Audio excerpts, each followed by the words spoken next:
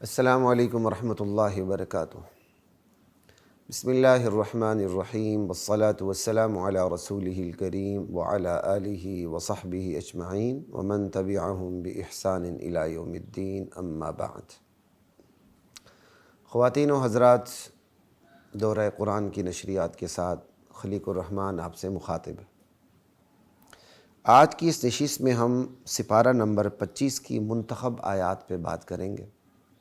اللہ کی ذات ہمیں فہم قرآن نصیب فرمائے اور قرآن پر عمل بھی نصیب فرمائے۔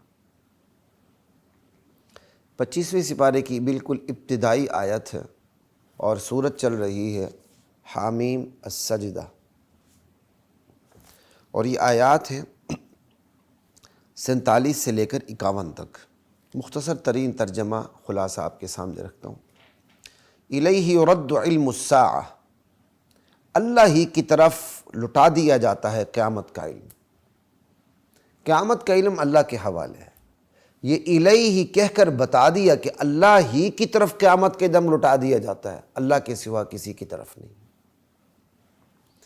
اگر اللہ کی طرف قیامت کا علم لٹا دیا جاتا تو عبارت ایسے نہ ہوتی، بلکہ ایسے ہوتی یرد الیہ علم الساعہ، لیکن الیہ لا کے کلام کو آگے پیچھے کر کے ایک ہی جملے میں دو مفہوم پیدا کر دیے، جسے عربی زبان میں حصر کہتے ہیں۔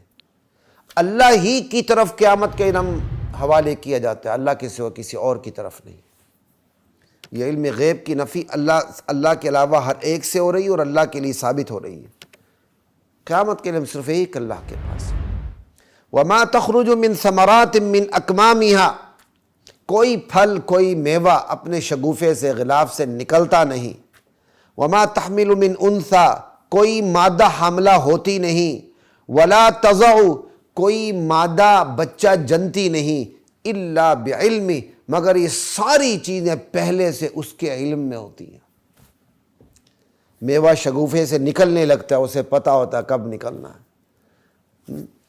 مادہ حاملہ ہونے لگتی ہے، اسے پتہ ہوتا ہے کہ اب حاملہ ہونی ہے اس نے، اور کس وقت مادے نے جننا ہے، بچہ جننا ہے، اسے پتہ ہے۔ وضع حمل، ڈیلیوری کس ٹائم ہونی ہے، کس سیکنڈ میں، کس نینو سیکنڈ میں ہونی ہے، اسے پتہ۔ اللہ جب اپنے علم غیب کے اس بات پر آتے ہیں تو جزیات تک کا ذکر اللہ کر دیتے ہیں۔ لا الہ الا اللہ۔ یہی جزیات کا ذکر ہم پہلے بھی کہیں کر کے آئے ہیں، قرآن کریم میں غالباً 7واں سپارہ ہے۔ وَعِندَهُ مَفَاتِحُ الْغَيْبِ لَا يَعْلَمُهَا إِلَّا هُوَ وَيَعْلَمُ مَا فِي الْبَرِّ وَالْبَحْرِ وَمَا تَسْقُطُ مِنْ وَرَقَةٍ إِلَّا يَعْلَمُهَا وَلَا حَبَّةٍ فِي ظُلُمَاتِ الْأَرْضِ وَلَا رَطْبٍ وَلَا يَابِسٍ إِلَّا فِي كِتَابٍ مُبِينٍ، کوئی پتا گرتا نہیں اس کے علم میں ہوتا، کوئی دانہ زمین کے کس تہ میں پڑا ہوا ہے، کس ظلمات میں، کن اندھیروں میں، کس تہ میں پڑا ہوا، اس کو پتا ہے۔ خوش تر سب کچھ اس کے علم میں۔ یہاں بھی جزیات کا ذکر ہے۔ پھل شگوفے سے نکلتا نہیں، پہلے سے اسے پتہ ہے۔ مادہ حاملہ ہوتی نہیں، پہلے سے اسے پتہ ہے۔ مادہ بچہ جنتی نہیں، پہلے سے اسے پتہ ہے۔ قیامت کا دن ہوگا وَيَوْمَ يُنَادِيهِمْ، قیامت کا دن ہوگا، اللہ پکاریں گے، اَيْنَ شُرَكَائِي، کہاں ہیں وہ لوگ جن کو تم نے دنیا میں میرا شریک ٹھہرا کر رکھا تھا، میری ذات میں، میری صفات میں، میرے افعال میں، میرے اختیار میں، میرے اقتدار میں، میری حاکمیت میں، لاؤ ذرا ان شریکوں کو میرے سامنے۔ قالوا، یہ مشرک کہیں گے، آذناک، یا اللہ ہم تو عرض کر چکے ہیں، ہم تو کہہ چکے ہیں، ہم تو گزارش کر چکے ہیں کہ ما منا من شہید، اب اس غلط بات کے اوپر ہم میں سے کوئی گواہی دینے کے لیے تیار نہیں ہے، کیونکہ وہ سمجھ چکا ہے کہ دنیا میں کیونکہ ہم سمجھ چکے ہیں کہ دنیا میں جو ہم کرتے رہے، انبیاء کی تعلیمات کے خلاف جو عقیدہ رکھتے رہے، وہ غلط ہے۔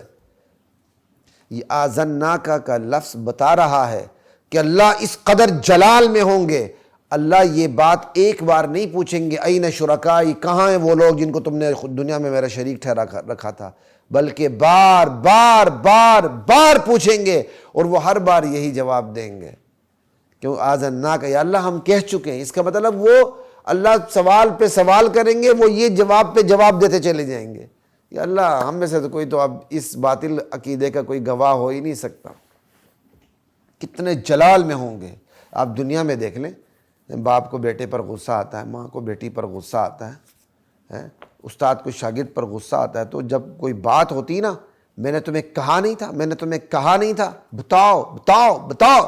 بندہ ریپیٹ کرتا ہے، یہ ریپیٹ کرنا ہے، یہ کیا چیز بتاتی ہے؟ یہ غصے کو بتاتی ہے۔ یہاں یہ این شرکائی اور پھر آذنا کا لفظ بتا رہا ہے کہ اللہ کس قدر جلال میں ہوں گے کہ بات کو اپنے اختیار سے ریپیٹ کر رہے ہوں گے۔ لا الہ الا اللہ۔ وضل عنہم ما كانوا يدعون من قبل، اور مشرکین نے جن کو پکارا ہوگا قیامت کے دن ایسے کھو جائیں گے کہ ان کے وہ شرکاء، وہ ہستیاں جن کو وہ اللہ کو چھوڑ کر پکارتے رہے، وہ ایسے گم ہو جائیں گے، ایسے ان سے کھو جائیں گے کہ ان کا کہیں اتا پتہ نہیں ملے گا انہیں۔ اب انہیں یقین ہو جائے گا کہ بس اب عذاب سے ہمارے لیے کوئی چھٹکارا نہیں۔ وَظَنُّوا مَا لَهُم مِّن مَّحِيصٍ۔ اللہ اکبر۔ اللہ بندے کی فطرت بتاتے ہیں، لا يسأم الانسان من دعاء الخیر۔ انسان کی فطرت ایسی ہے، وہ بلائی مانگتے ہوئے تھکتا نہیں، لیکن اگر اسے تکلیف پہنچے تو فوراً نا امید ہو جاتا ہے، مایوس ہو جاتا ہے۔ اور اگر ہم تکلیف کے بعد اس کو رحمت کا مزہ چکھائیں تو آگے سے کہہ دیتا ہذا لی، یہ تو میرے لیے، یہ تو میرا حق تھا۔ اب اس وقت جو میں عیاشی کر رہا ہوں، فراوانی ہے، فراخی ہے، رونق ہے، دنیا کی سہولیات ہے، آسائشیں، یہ تو میرا حق تھا۔ وما اظن الساعة قائمہ، میرا نہیں خیال کہ قیامت قائم ہوگی، میرا ماننا نہیں ہے کہ قیامت قائم ہوگی۔ وَإِلَيْهِ رُجِعْتُ إِلَىٰ رَبِّي إِنَّ لِي عِندَهُ لَلْحُسْنَىٰ، اگر بالفرض میں رب کی طرف لوٹ ہی گیا، اٹھ بھی پڑا، تو جس طرح دنیا میں میرے پاس سب کچھ ہے وہاں بھی میرے پاس سب کچھ ہوگا۔ اللہ کہتے ہیں ایسے کافروں کو ہم بتائیں گے ان کی کرتوت وہ جو دنیا میں کرتے رہے، اور ایسے کافروں کو ہم سخت عذاب کا مزہ چکھائیں گے۔ اور وَإِذَا أَنْعَمْنَا عَلَى الْإِنسَانِ أَعْرَضَ وَنَأَىٰ بِجَانِبِهِ، انسان ایسا ہے کہ جب ہم اس پر انعام کی بارش برساتے ہیں تو یہ منہ پھیر لیتا ہے، کنارہ کش ہو جاتا ہے، اپنی اوقات بھول جاتا ہے، ہمیں بھول جاتا ہے، نعمتوں کے اندر بدمست اور غرق ہو جاتا ہے، اور جب اسے تکلیف پہنچتی ہے تو پھر ہمارے حضور لمبی چوڑی دعائیں کرنے لگتا ہے۔ فضو دعائن عریض، انسان بڑا ناشکر ہے۔ لا الہ الا اللہ۔ آگے چلتے ہیں جی، یہ حامیم سجدہ کی آیات تھی 47 سے 51 تک۔ اب چلتے ہیں سورہ شورا کی آیت نمبر 10، 25واں سپارہ چل رہا ہے۔ سورہ شورا کی آیت نمبر 10، صرف ایک جملے پہ میں بات کرتا ہوں، صرف ایک ہی آیت پہ۔ وَمَا اخْتَلَفْتُمْ فِيهِ مِنْ شَيْءٍ، جس چیز میں بھی تم اختلاف کرتے ہو، فَحُكْمُهُ إِلَى اللَّهِ، اس کا فیصلہ صرف اللہ کے سپرد ہے۔ اللہ اکبر۔ ذَلِكُمُ اللَّهُ رَبِّي، وہی اللہ میرا رب ہے، علیہ توکلت، میں اسی پر بھروسہ کرتا ہوں، وَإِلَيْهِ أُنِيبُ، میں اسی کی طرف ہر معاملے میں رجوع کرتا ہوں۔ اللہ اکبر۔ اب یہاں کہ تم جس چیز میں اختلاف کرتے ہو اس کا فیصلہ اللہ کے سپرد ہے۔ یہاں میں نے اس آیت کا انتخاب صرف اس لیے کیا ہے، قرآن کے ایک مقام پر آتا ہے اطیعوا اللہ واطیعوا الرسول واولی الامر منکم، اللہ کی اطاعت، رسول کی اطاعت اور اولی الامر کی اطاعت۔ اولی الامر کے اندر نیک حکمران بھی آگے، فقہاء اسلام بھی آگے، ٹھیک ہے جی۔ اب بعض لوگ اتنا بڑا بلنڈر مارتے ہیں، شعوری یا غیر شعوری طور پہ غلطی کرتے ہیں، اولی الامر کو ایسے کاٹ دیتے ہیں، کہتے ہیں ہمارے دو اصول، اطیعوا اللہ اطیعوا الرسول۔ تو ان کو میرا الزامی جواب یہ ہے کہ پھر آپ دو اصول کیوں بناتے ہیں؟ ایک ہی بنائیں، کیونکہ قرآن کی ایک آیت ہے من یطع الرسول فقد اطاع اللہ، جس نے رسول کی اطاعت کی اس نے اللہ کی اطاعت کی۔ تو پھر صرف اطیعوا الرسول کو اطیعوا اللہ کہو ہی نہ، کیوں اطیعوا الرسول سے اطیعوا اللہ اطیعوا اللہ پر خود ہی عمل ہو جاتا ہے۔ یا تم اطیعوا الرسول کہو یا اطیعوا اللہ کہو، کیوں اطیعوا اللہ سے اطیعوا الرسول پر بھی عمل ہو جاتا ہے، جیسے یہ آیت بتا رہی ہے کہ جس چیز میں تم اختلاف کرتے ہو اس کا فیصلہ اللہ کے سپرد ہے۔ اگر تین اصول جو قرآن نے دی ہیں، اطیعوا اللہ اطیعوا الرسول اولی الامر منکم، اللہ کی اطاعت، رسول کی اطاعت، اولی الامر کی اطاعت، آپ نے ایک اطاعت کاٹ دی، اور اس لیے کاٹی کہ جی اولی الامر کی اطاعت بھی دراصل قرآن و سنت ہی کی روشنی میں ہے، تو بھائی سنت کی اطاعت بھی قرآن کی روشنی میں، پھر سنت کو بھی کاٹ دو، صرف قرآن کی بات کرو، یا پھر قرآن کو بھی کاٹ دو، سنت کی بات کرو، کیونکہ جس نے اطیعوا الرسول پر عمل کیا اس نے اطیعوا اللہ پر بھی عمل کیا، کیونکہ من یطع الرسول فقد اطاع اللہ، جس نے رسول کی اطاعت کی اس نے اللہ کی اطاعت کی۔ اگر آپ 3 نمبروں میں سے 1 نمبر اس لیے کاٹتے ہیں کہ بھائی اولی الامر کی اطاعت بھی قرآن و سنت کی روشنی میں ہے، تو پہلا سوال ہے کہ اللہ نے اولی الامر کا اضافہ کیوں کیا؟ آپ بہت بڑے دانا انسان آئے کہ اللہ تو 3 کی اطاعت کا ذکر کرے، وہ ایک الگ بات ہے کہ تینوں کی اطاعت کی درجہ بندی ہے، لیکن اللہ نے تینوں کی اطاعت کا ذکر کیا اور آپ ایک کو کاٹ دیتے ہو۔ آپ ہوتے کون ہیں کاٹنے والے؟ پہلے یہ بتائیں، سمجھ آئی؟ اللہ نے تو 3 کا ذکر کیا اور آپ آگے سے دلیل دیتے ہو بھائی تیسرے کی اطاعت بھی ذرا قرآن و سنت ہی کی طرف کی روشنی میں ہے۔ بھائی سنت کو بھی قرآن کی روشنی میں دیکھنا ہے، پھر اس فارمولے کے نتیجے میں آپ کو سنت کو بھی کاٹ دیں، صرف قرآن رکھیں۔ جو قرآن کو مانے گا سنت کو خود ہی مانے گا، یا پھر آپ صرف سنت کی بات کریں، جو سنت کو مانے گا وہ قرآن کو بھی مانے گا۔ میں نے دونوں آیتیں پیش کر دی، من یطع الرسول فقد اطاع اللہ، جس نے رسول کی اطاعت کی اس نے اللہ کی اطاعت کی، صرف اطیعوا الرسول کو۔ یا یہی آیت پیش کر دی وما اختلفتم فیہ من شیء فحکمہ الی اللہ، کہ بھائی جس چیز میں بھی اختلاف ہو اس کا فیصلہ تو اللہ کے سپرد ہوتا ہے، پھر صرف اطیعوا اللہ کی بات کرو۔ دراصل ہم تقلید کے اتنے دشمن ہو چکے ہیں کہ جو چیز ذرا بھی تقلید کے حق میں جا رہی ہو ہم اس کو کاٹ کے رکھ دیتے ہیں، ٹوکے سے، کینچی سے۔ ایسا نہ کریں، آپ نے تقلید نہیں کرنی نہ کریں۔ تقلید نہ کرنے سے کوئی کافر تھوڑی ہو جاتا ہے، یا تقلید کرنے سے کوئی کافر تھوڑی ہوتا ہے۔ اپنے دائرے میں فروعی مسائل میں تقلید تو ضروری ہے، آپ ضروری نہیں سمجھتے کوئی بات نہیں، لیکن قرآن کے ساتھ مذاق تو نہ کریں نا، کینچی تو نہ لگائے۔ اگر قرآن تین اطاعتوں کی بات کر رہا ہے تو اس کی درجہ بندی بھی کرتا ہے۔ سب سے پہلے اطاعت اللہ کی، اللہ ہی کی اطاعت کی روشنی میں رسول کی اطاعت ہے۔ یہی وجہ ہے قرآن کی روشنی میں سنت کو دیکھنا پڑتا ہے، وہ حدیث ہی نہیں جو قرآن سے متصادم ہو، کیونکہ اللہ کے نبی کبھی کوئی ایسی بات کر ہی نہیں سکتے جو قرآن سے متصادم ہو۔ پھر اولی الامر ہے، نیک حکمران، فقہاء اسلام، انہوں نے بات بھی قرآن و سنت کی روشنی میں کرنی ہے، لیکن درجہ بندی تو ہے۔ پھر اولی الامر کا اپنا ایک الگ فائدہ بھی ہے۔ اولی الامر کا فائدہ یہ ہے کہ اولی الامر کا لفظ بتا رہا ہے اطیعوا اللہ و اطیعوا الرسول، یہ اس کی تشریح بھی دراصل اولی الامر نے کرنی ہے۔ اللہ کی اطاعت کیسے کرنی، رسول کی اطاعت کیسے کرنی، وہ کون بتائے گا آپ کو؟ فقہاء علماء بتائیں گے نا، اور کون بتائیں گے آپ کو؟ تو یہ اولی الامر کا لفظ تو ایک نہیں 10 فائدہ دے رہا ہے۔ صرف اپنے فائدے کو دیکھتے ہوئے کہ کوئی تقلید کی طرف نہ جائے، آپ اولی الامر کو کاٹ دیتے ہیں اور اس کا فائدہ غامدی جیسے لوگوں کو ہو جاتا ہے۔ اس کا فائدہ ان انجینئر اور ڈاکٹر ٹائپ کے لوگوں کو ہو جاتا ہے جو دین کے قریب نہیں آتے۔ اولی الامر کا اضافہ قرآن نے مفت میں نہیں کیا، بہت بڑی وزڈم ہے۔ اولی الامر کا اضافہ کر کے اللہ نے یہ بتا دیا دین کے معاملے میں نتھو پھتو کی بات نہیں ماننی۔ دین کے معاملے میں جس نے پوری زندگی انجینئرنگ میں، ڈاکٹری میں ادھر ادھر لگا دی اور آ کے اردو کتابیں پڑھ کے وہ مجتہد بن گیا، اس کی نہیں ماننی۔ دین کے معاملے میں ان کی ماننی ہے جو قرآن و سنت پہ عبور رکھتے ہوں۔ یہ ہے اولی الامر منکم۔ ایک فائدہ ہے اس کا، 10 فائدے ہیں۔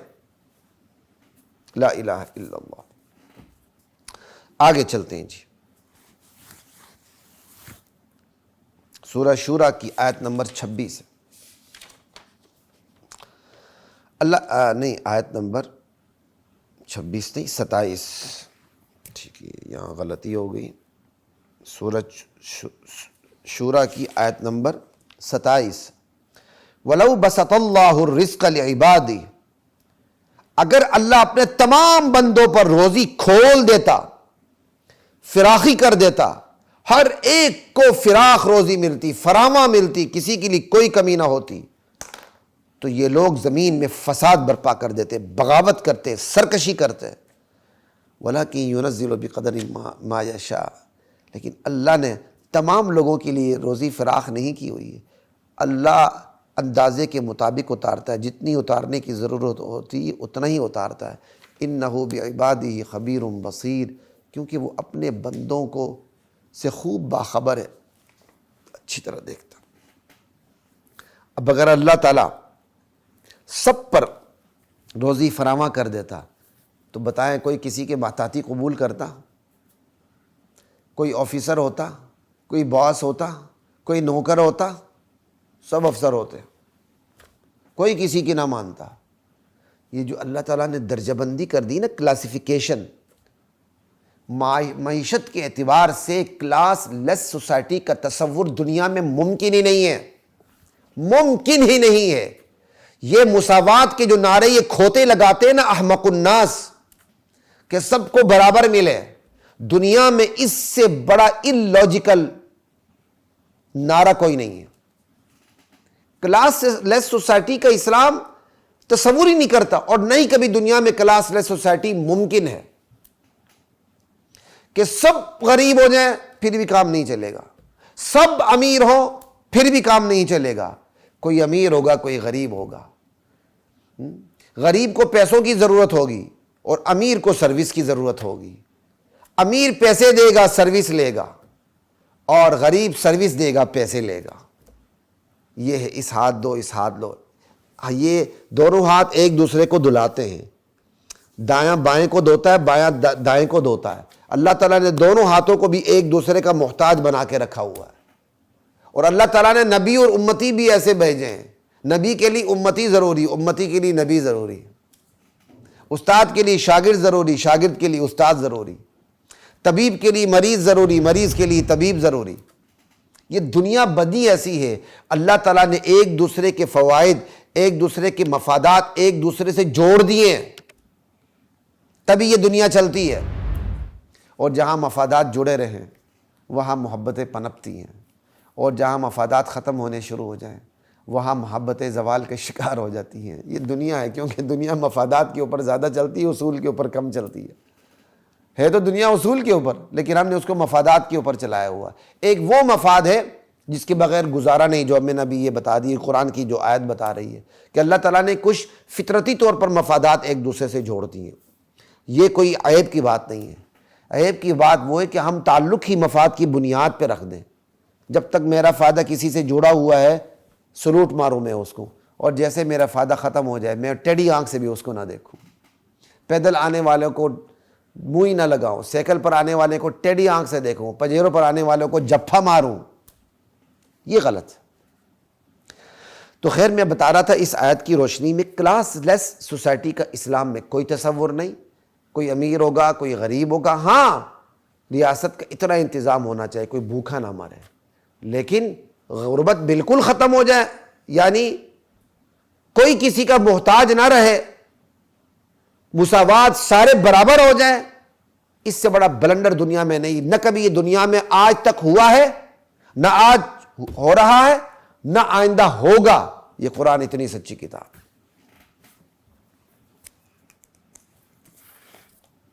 ایک دو باتیں دوران درس اللہ ذہن میں ڈال دیتے ہیں، برکت ہوتی ہے نا، یہی تو درس و تدریس کی برکت ہے، اس لیے میں نے نوٹ بھی کر لی۔ آگے چلتے ہیں جی، یہ تو میں نے بات کی آیت نمبر 27 سورۃ شورى۔ آگے چلتے ہیں جی، سورہ شورى کی 49 اور 50 آیت ہے۔ ہم لوگ تو اسے بڑا پڑھتے رہتے ہیں، اللہ کا شکر ہے، درس قرآن کے ہر ساتھی کو یہ آیت ویسے ہی زبانی یاد ہوتی ہے۔ للہ ملک السماوات والارض، اللہ ہی کی حکومت آسمان و زمین، اللہ ہی کی بادشاہت ہے۔ یخلق ما یشاء، وہ جو چاہتا ہے پیدا کر دیتا ہے۔ بھائی جو چاہتا ہے پیدا کرتا ہے، کیا مطلب ہے اس کی، کیا تفسیر ہے؟ آگے تفسیر آ رہی ہے۔ یہب لمن یشاء اناثا، جس کو چاہے لڑکیاں ہی لڑکیاں دیتا ہے، ساری اللہ رکھی ہوتی ہیں۔ یہب لمن یشاء الذکور، جس کو چاہے لڑکے ہی لڑکے دیتا ہے، سارے ہی اللہ دیتے ہوتے ہیں، اللہ رکھے ہوتے ہیں۔ او یزوجہم ذکرانا و اناثا، جس کو چاہے لڑکے لڑکیاں دونوں دیں، اللہ رکھا بھی دے اللہ رکھی بھی دے، اللہ دیتا بھی دے اللہ دیتی بھی دے۔ وَيَجْعَلُ مَن يَشَاءُ عَقِيمًا، جس کو چاہے اللہ بانجھ بنا کے رکھے، نہ بیٹا دے نہ بیٹی دے، نہ وہ کسی کا نام اللہ دیتا رکھ سکے نہ اللہ دیتی رکھ سکے۔ یہ سارے کام اللہ کے۔ اور آج برا ہو، اللہ ہدایت دے ان مشرکین کو، کہتے اللہ تو دونوں دیتا ہے، پیر بیٹے دیتا ہے، صرف بیٹی دینا اس کی شان کے خلاف ہے۔ میرے والد صاحب اپنے مرحوم رحمہ اللہ تعالیٰ اپنے استاد حضرت شیخ القرآن مولانا غلام اللہ خان رحمۃ اللہ علیہ کے حوالے سے یہ بات کہا کرتے تھے کہ پورے پنجاب کا سروے کر لو، پنجاب ہی غالباً انہوں نے کہا تھا، یا پاکستان سمجھ لیں، کیونکہ پنجابی تو پنجاب میں زیادہ بولی جاتی ہے، کہ تمہیں ایک بندہ بھی اللہ دیتی، ایک بندی بھی تمہیں اللہ دیتی نہیں ملے گی، پینا دتی نہیں ملے گی. اللہ دیتا بھی ہوگا, اللہ دیتی بھی ہوگی, اللہ رکھا بھی ہوگا, اللہ رکھی بھی ہوگی. پیرا دتا ہے, نام پیرا دتا پنجابیوں میں ہے, پیرا دتی کوئی بھی نہیں ہے.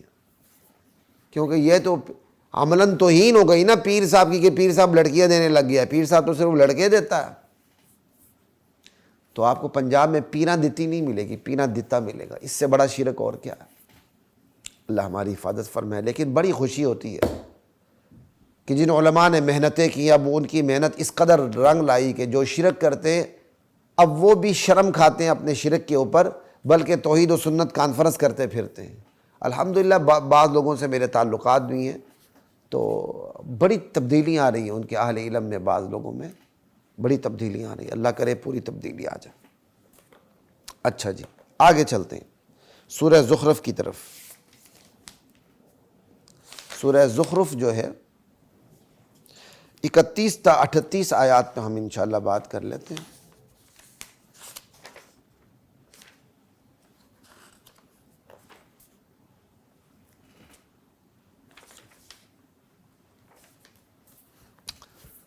اللہ اکبر.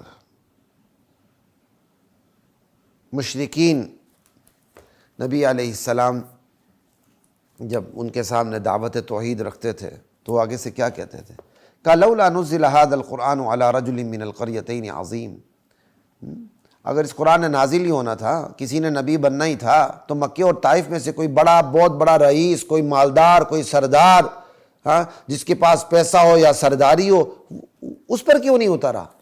مکے کے یتیم پہ ہی قرآن اترنا تھا. اندازہ لگا لیں کہ ان لوگوں کا دین کا معیار بھی دنیا ہے. میں نے اس آیت کا انتخاب صرف اسی لیے آپ کے سامنے کیا ہے.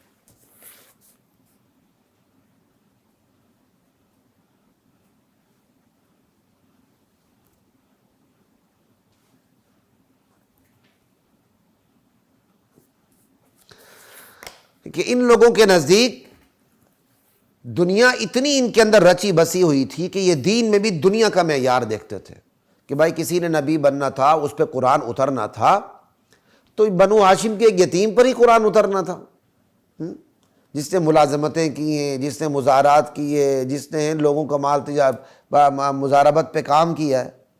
بھائی کوئی مکے کے سردار پہ قرآن اترتا, مکے کے بہت بڑے مالدار پہ قرآن اترتا, یا طائف, مکے کے بعد طائف کی بہت بڑی حیثیت تھی, طائف کے کسی سردار پہ یا مالدار پہ قرآن اترتا.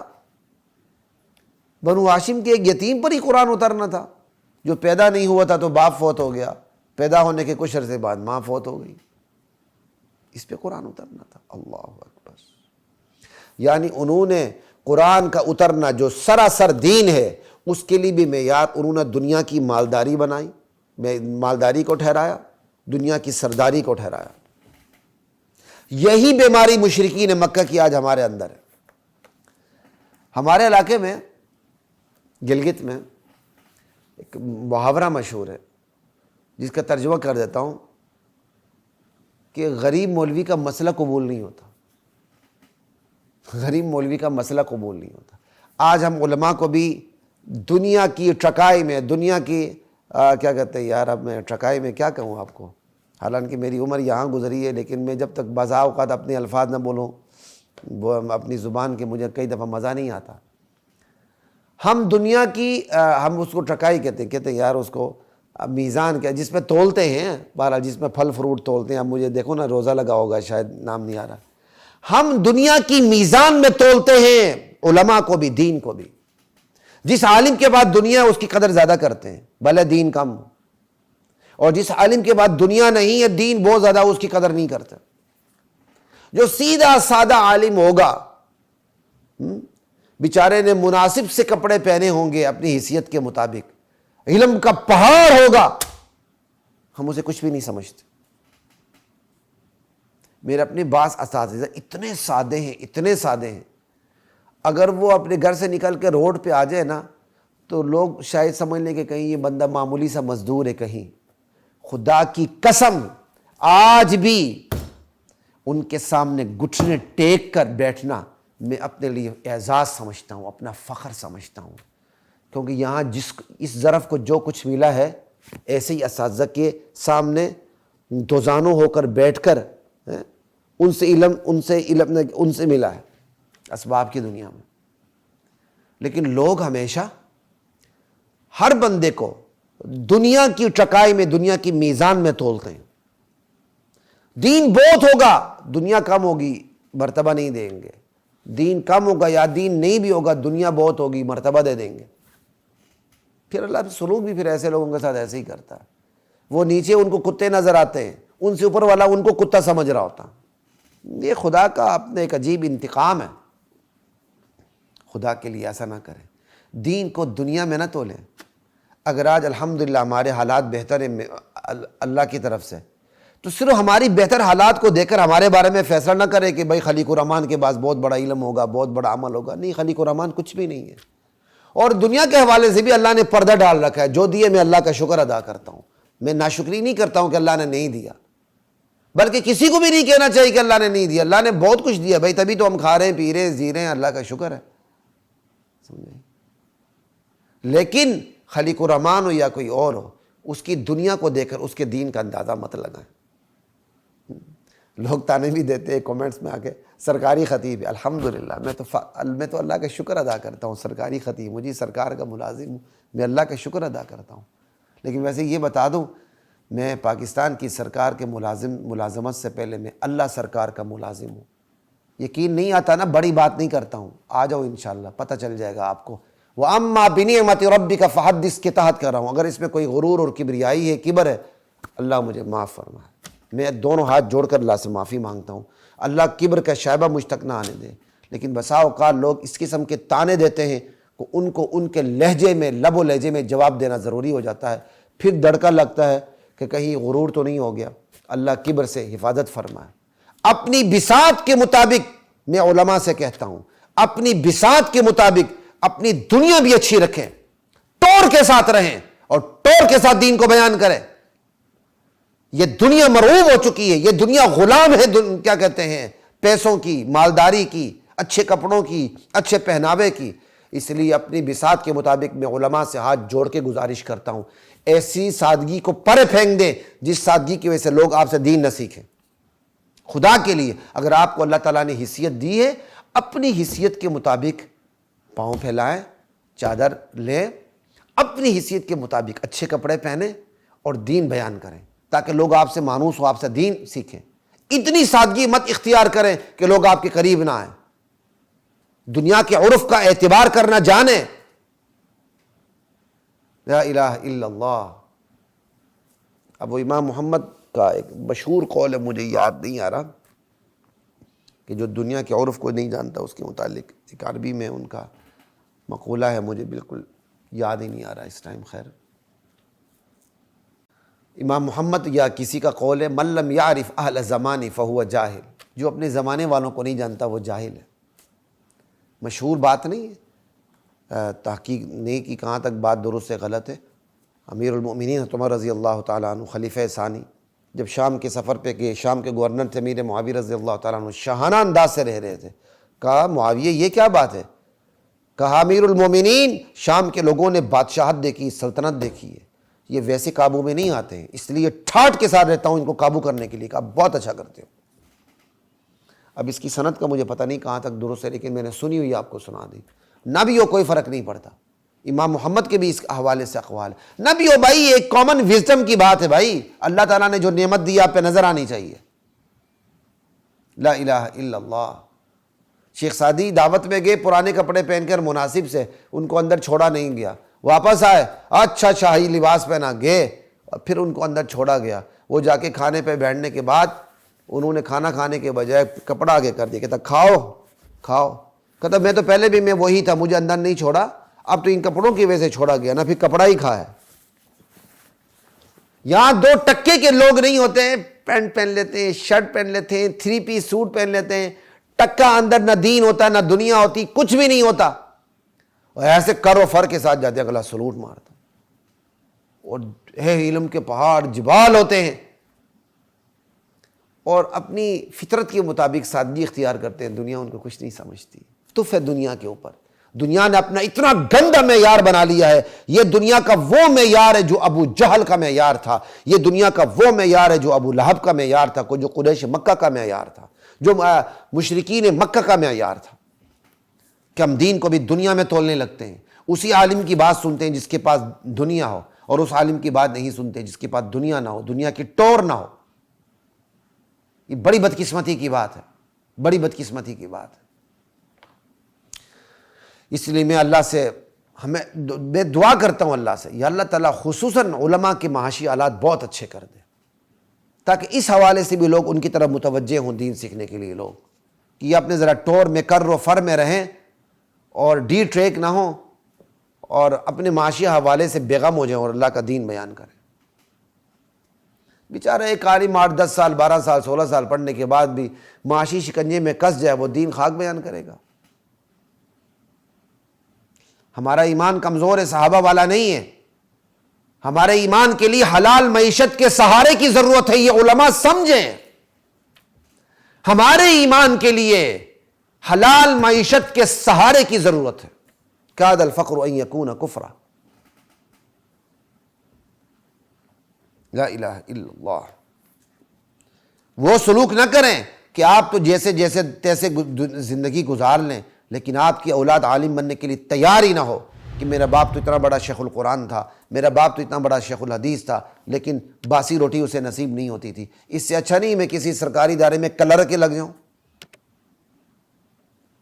اپنی اولاد کی تربیت کے لیے بھی ایسا انتظام ہونا چاہیے کہ وہ دین کی طرف رہے, اور آج کے اس انتظام میں حلال معیشت سر فہرست ہے. حلال معیشت کے انتظام بہتر طریقے سے, کہ آپ کے جانے کے بعد آپ کی اولاد مانگتی نہ پھرے, آپ کی اولاد کسی کی جیب پہ اس کی نظر نہ جائے غلط, اور آپ کی اولاد دنیا کمانے کے لیے دین کے اندر رسومات ایجاد نہ کرے. کوئی مولوی صاحب جنازے کے انتظار میں ہوتا ہے, کوئی نکاحوں کے انتظار میں ہوتا ہے. میری باتیں پھر مولویوں کو بری لگتی ہیں. اہل بدعت کی اکثریت جنازوں کے انتظار میں ہوتی ہے. خیر ان کو تو بونس ہے, ان کو وہ نکاح بھی ان کو مل جاتے ہیں, اور جو اپنے آپ کو اہل توحید کہتے ہیں وہ نکاحوں کے انتظار میں ہوتے ہیں. نکاحیں تو جیب گرم ہوگی.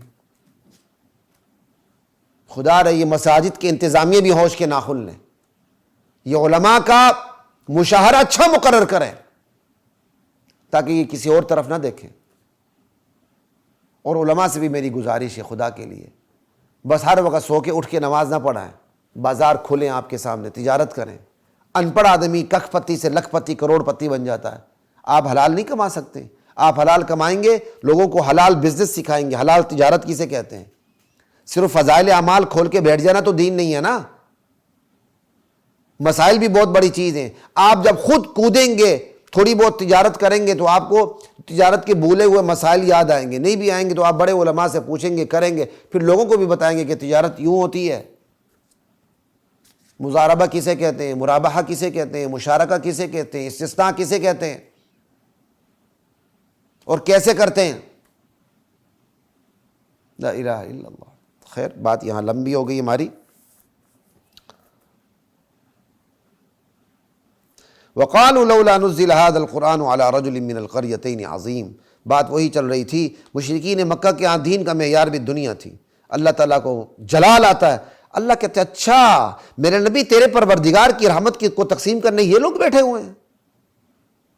ان کی تو دنیا کی روزی بھی ہم تقسیم کرتے ہیں, دنیا کے مرتبے بھی ہم برابر کرتے ہیں, کسی کو اونچا کسی کو نیچے, تاکہ یہ ایک دوسرے سے کام لے.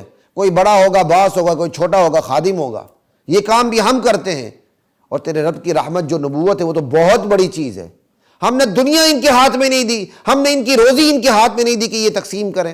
ہم نے ان کے رتبے ان کے اپنے ہاتھ میں نہیں دی کہ یہ رتبے تقسیم کرتے پھریں. ہم نے ان کے رتبے بھی اپنے ہاتھ میں رکھے, ان کی روزی بھی اپنے ہاتھ میں رکھے. نبوت تو بہت بڑی چیز ہے. نبوت تو پھر ہم نے ان کے ہاتھ میں دینی ہے. یہ فیصلہ کریں گے کہ نبی کسے ہونا چاہیے کسے نہیں ہونا چاہیے. یہ نبوت کا معیار مقرر کریں گے کہ ایک مالدار نبی ہو, ایک بہت بڑا سردار نبی ہو. شرم آنی چاہیے ان لوگوں کو. اللہ اکبر. آگے اللہ فرماتے ہیں وَلَوْلَا أَن يَكُونَ النَّاسُ أُمَّةً وَاحِدَةً. اگر یہ اندیشہ نہ ہوتا کہ لوگ سب کے سب کفر پہ چلے جاتے, تو یہ دنیا ہمارے نزدیک اللہ کہتے ہیں اتنی حقیر چیز ہے کہ جو رحمان کا انکار کرتا ہے ہم ان کے گھروں کی چھتوں کو بھی سونے چاندی کا بنا دیتے ہیں۔ وَمَعَارِجَ عَلَيْهَا يَظْهَرُونَ، ہم ان کے گھروں پہ چڑھنے والے گھروں کے اندر جو سیڑھیاں ان کو بھی سونے چاندی کا بنا دیتے ہیں۔ وَلِبُيُوتِهِمْ أَبْوَابًا وَسُرُرًا عَلَيْهَا يَتَّكِئُونَ وَزُخْرُفًا، اور ان کے گھروں کے جو دروازے ہیں ہم ان کو بھی سونے چاندی کا بنا دیتے ہیں، اور وہ جو تختے جن پر یہ تکیے لگا کر بیٹھتے ہیں ان کے تخت بھی ہم سونے چاندی کے بنا دیتے ہیں۔ اگر یہ اندیشہ نہ ہوتا کہ لوگ مالداری کو دیکھا سب کفر پہ چلے جاتے ہیں کہ جن کے پاس مالداری ہے، ایمان والے تو بالکل نہتے غریب ہیں، اور جن کے پاس جو کفر کرتے ہیں مال انہی کے پاس آتا ہے، تو پوری دنیا کفر پہ جمع ہو جاتی۔ اگر یہ اس بات کہ یہ مصلحت نہ ہوتی، یہ اندیشہ نہ ہوتا، تو خدا رحمان کے انکار کرنے والے ہر شخص کے گھروں کے دروازوں کو، سیڑھیوں کو، چھتوں کو، اور تخت پہ یا تخت جو ان کے تخت بچھے ہوتے ہیں جس پر تکیے لگا کے بیٹھتے ہیں ان کو ہم سونے چاندی کا بنا دیتے ہیں۔ دنیا ہمارے نزدیک اتنی حقیر ہے، اور اس حقیر دنیا کو یہ دین کا معیار بنا کے پیش کرتے ہیں کہ جس کے بعد دنیا وہ نبی بنے۔ شرم آنی چاہیے ان کو۔ یہ آج میرے اور آپ کے لیے بھی ہے، ہمیں شرم آنی چاہیے۔ ایسی حقیر دنیا جس کے متعلق میرا پروردگار کہتا ہے یہ ایسی دنیا میرے نزدیک اتنی حقیر ہے کہ جو میرا انکار کرتا ہے میں اس کے گھر کے سیڑھیوں کو، دروازوں کو، چھتوں کو، تخت کو سونے چاندی کا بنا دیتا۔ اگر یہ مصلحت نہ ہوتی کہ اگر یہ اندیشہ نہ ہوتا کہ لوگ سارے کفر پہ جمع ہو جاتے تو میں انکار کرنے والوں کو دنیا اتنی دیتا۔ سمجھ آئی؟ تو یہ دنیا اتنی حقیر ہے، اس دنیا کو تم نے معیار بنایا علماء کے لیے کہ جس کے پاس دنیا ہے وہ اچھا عالم ہے، جس کے پاس دنیا نہیں وہ اچھا عالم نہیں، جس کے پاس پجیرو ہے وہ اچھا عالم ہے، جس کے پاس پجیرو نہیں بیچارہ سائیکل پر پیڈل مارتے ہوا آتا ہے وہ چھوٹا عالم ہے۔ یہ میرے اور آپ کے لیے بھی سبق ہے۔ اللہ اکبر۔ اس لیے ہوش کے ناخن لیں، جس کے زیادہ مرید ہیں وہ بڑا پیر ہے، جس کے کم مرید ہیں وہ چھوٹا پیر ہے، جس کی شہرت زیادہ ہے وہ بڑا مفتی اور بڑا عالم ہے، جس کی شہرت کم ہے وہ چھوٹا مفتی اور چھوٹا عالم ہے۔ خدا کی قسم ایسی بات نہیں۔ یہ شہرت، یہ دولت، یہ دبدبہ، یہ وقار، یہ غلغلہ، یہ تنتنا، یہ سب امتحانات ہیں۔ قیامت کے دن ایسے نبی آئیں گے جن کے پیچھے ایک امتی بھی ماننے والا نہ ہوگا، پھر کیا ان کا کوئی درجہ کم ہو گیا؟ اس لیے علماء کے پیچھے چلیں ان کی تقوی کو دیکھتے ہوئے، ان کی فکر کو دیکھتے ہوئے، ان کے عمل کو دیکھتے ہوئے، نہ کہ ان کی شہرت کو دیکھتے ہوئے، نہ کہ ان کی دولت کو دیکھتے ہوئے، نہ کہ دنیا میں ان کی اٹھک بیٹھک ہم نشینی نشست و برخاست کو دیکھتے ہوئے۔ نہ، یہ بہت بڑی غلطی ہوگی آپ کی، اور کر رہے ہیں لوگ یہ غلطی۔ سوشل میڈیا نے تو اس پر اور آگ لگا دی ہے۔ ٹکے کا علم اور عمل نہیں ہوتا، سوشل میڈیا نے بندوں کو آسمان پہ پہنچایا ہوتا ہے۔ ہمارے استاد گمنامی کے اندر بیٹھے ہوئے ہیں، ہم کو ہمارے استادوں سے ہمیں لوگ زیادہ جانتے ہیں۔ یہ کوئی ہمارا کمال تو نہیں ہے، اس میں ہماری کوئی دینداری زیادہ تو نہیں ہے۔ ہاں اللہ کا فضل ہے، اللہ کا شکر ہے، اللہ کا احسان ہے، لیکن معیار یہ نہیں ہے کوئی براڈ کاسٹ میڈیا پہ آ گیا، پرنٹ میڈیا پہ آ گیا، الیکٹرانک میڈیا پہ آ گیا، سوشل میڈیا پہ آ گیا، وہ زیادہ بڑا عالم ہو گیا۔ الحمدللہ یہ غلط فہمی کبھی اس دماغ میں نہیں آئی۔ اللہ اس دماغ کو خناس بننے سے بچا کے رکھے۔ جس دن یہ غلط فہمی اس دماغ میں آ گئی یہ دماغ خناس ہو جائے گا، اس سے پہلے اللہ تعالیٰ عزت کی موت، ایمان کی موت نصیب فرمائے۔ وَإِذَا أَرَدْتَ فِتْنَةً فِي قَوْمٍ فَتَوَفَّنِي غَيْرَ مَفْتُونٍ۔ لا الہ الا اللہ۔ اللہ تعالیٰ کہتے ہیں آگے، ارے یہ جس دنیا کو تم سب کچھ بنا کے رکھے یہ تو کچھ بھی نہیں ہے، صرف دنیا کی زندگی بس، اصل چیز تو آخرت ہے۔ اور اللہ کہتے ہیں جو رحمان کی یاد سے آنکھ بند کر لیتا ہے، اعراض کرتا ہے، ہم اس پر شیطان کو مسلط کر دیتے ہیں، مقرر کر دیتے ہیں، وہ اس کا ہم نشین ہوتا ہے، وہ اس کو صحیح راستے سے روکتا رہتا ہے، اور وہ روکنے کے بعد غلط راستے کو اچھا راستہ بنا کے پیش کرتا ہے۔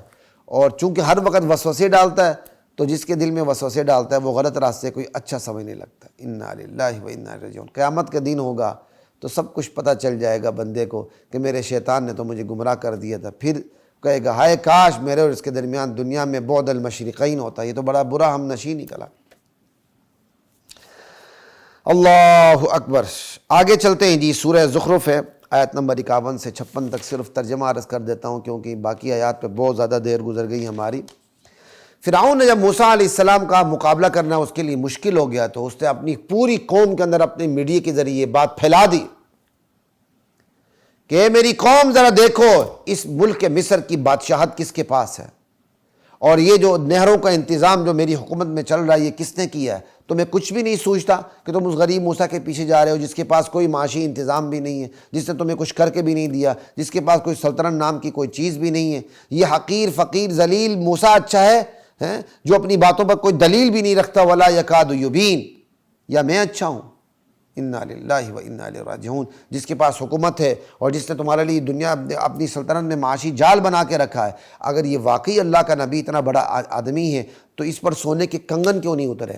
اس زمانے میں ہوتا تھا جو سردار ہوتا تھا اس کو سونے کے کنگن پہنائے جاتے تھے، کہ یہ اللہ کا نبی ہے تو یہ تو بہت بڑی سرداری ہے نا، تو اللہ نے اس کو سونے کے کنگن کیوں نہیں پہنائے؟ یا فرشتے اس کے ساتھ چلتے، اس کی ارذلی میں فرشتے چلتے ہیں، ماننے والوں کو اکرام کرتے، نہ ماننے والوں کو ڈنڈے برساتے، اس کے ساتھ فرشتے ہوتے ہیں۔ اللہ اکبر۔ فاستخف قومہ فاطاعوا، یوں فرعون نے اپنی قوم کو خفیف العقل بنا دیا، ان کی عقل پر اس طرح چھاپا مارا۔ یعنی موسیٰ علیہ السلام کا مقابلہ کرنے کے لیے فرعون نے کیا کہا کہ یہ دیکھو یہ اس ملک کے اندر جتنا بھی سوشل ورک ہے میرا ہے، موسیٰ کا نہیں ہے، یہ پورا معاشی جال میں نے بچھایا، موسیٰ نے نہیں بچھایا۔ نتیجہ کیا نکلا؟ قوم نے فرعون کی بات مانی۔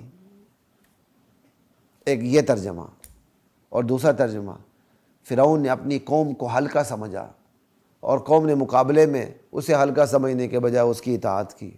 یہ آج بھی ہے، حکمران ہوتے ہیں ساری ٹریفک بند ہو جاتی ہے، وہ سیدھا ہاتھ تو چھوڑے پٹھے ہاتھ کی چچی بھی ملانا پسند نہیں کرتے، اور کارکن جو ہوتا ہے وہ ایسے ناہنجار کارکن ایسے ناہنجار قائدین کے لیے اپنی جانیں دے دیتا ہے۔ وہی فرعون والی بات ہوئی، فرعون نے قوم کو ذلیل سمجھا، قوم نے اس کی اطاعت کی۔ اللہ کہتے ہیں انہم کانوا قوما فاسقین، یہ تھے ہی بڑے فاسق لوگ کہ جو فرعون انہیں حقیر سمجھتا تھا اسی کی اطاعت کرتے تھے، اور فرعون نے ان کو خفیف العقل بنا دیا، ان کی عقل پہ چھاپا مارا، ان کو موسیٰ کے خلاف آمادہ کیا اور وہ آمادہ ہو گئے۔ فلما آسفونا، اللہ کہتے ہیں جب فرعون نے اور اس کے ماننے والوں نے ہمیں غصہ دلایا، انتقمنا منہم، پھر ہم نے انتقام لیا، سب کو غرق کر دیا، پھر ہم نے ان کو قصہ پارینہ بنا دیا اور آنے والوں کے لیے ضرب المثل بنا دیا، فجعلناہم سلفا ومثلا للآخرین۔ یہ الزخرف کی آیت نمبر 31 سے 51 سے لے کر 56 تک آپ کے سامنے میں نے رکھی۔ 25ویں سپارے کی منتخب آیات کی تفسیر اپنے اختتام کو پہنچتی ہے، انشاءاللہ 26ویں سپارے کی منتخب آیات کی تفسیر کے ساتھ پھر آپ کی خدمت میں حاضری ہوگی۔ تب تک کے لیے اجازت دیجیے۔ السلام علیکم ورحمۃ اللہ وبرکاتہ۔